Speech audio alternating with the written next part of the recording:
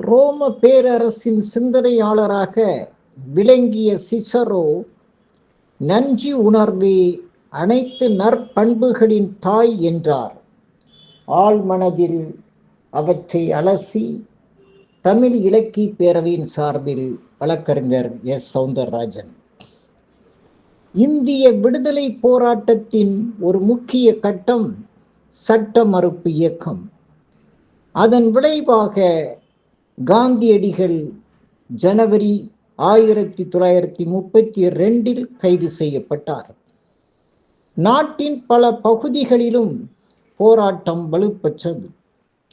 திருப்பூரில் திரு PS சுந்தரம் அவர்களின் தலைமையில் 10/1/1932 10 நபர்கள் கையில் தேசிய கொடியுடன் கதராடை அணிந்து வந்தே மாதரம் என முழங்கியபடி அணிவகுத்து சென்றார்கள். அந்த 10 பேர்களில் குமாரசாமி என்று அழைக்கப்பட்ட திருப்பூர் குமரனும் ஒருவர். வெள்ளைய ஆட்சியரின் காவல்துறையினர் இந்த தொண்டர்கள் மீது தடியடி நடத்தினார்கள். திருப்பூர் குமரனையும் கடுமையாக தாக்கினார்கள். அவரது கையில் இருந்த தேசிய கொடியை பறிக்க முயன்றார்கள். ஆனாலும் அவர் தேசிய கொடியை விடாமல் பிடித்து கொண்டிருந்தார்.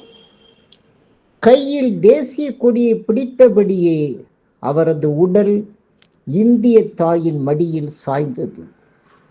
திருப்பூர் குமரன் 11/1/1932 அன்று இந்திய தேசிய கொடியை காப்பதற்காக தனது உயிரை இழந்தார்.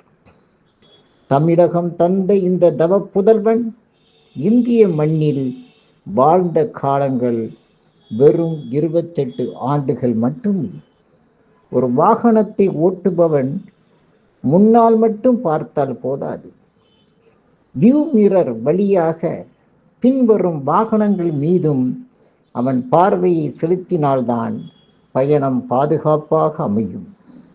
ஒரு நாட்டின் வளர்ச்சிக்கும் இந்த அணுகுமுறை அவசியம். புழுத்து புறையோடிவிட்ட பொது வாழ்க்கை பண்புகளை சீரமைக்கும் நோக்குடன் இப்பதிவு. நன்றி, வணக்கம்.